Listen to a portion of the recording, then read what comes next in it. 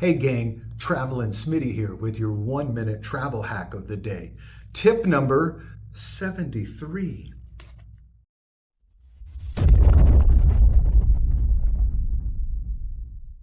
So, if you find yourself staying at one of these newer hotels that is doing everything green, they will have a place for you to take your room key and insert it right beside the entry door, giving you power to the room, air conditioning, etc. So, what do you do when you want to go out gallivanting and you want to charge something? Maybe a camera, maybe a phone, maybe a tablet. Well, you need your room key. So carry an old, dead room key with you. This will suffice and crack this high-tech security system they have now, and you will be able to charge freely while you are out and about.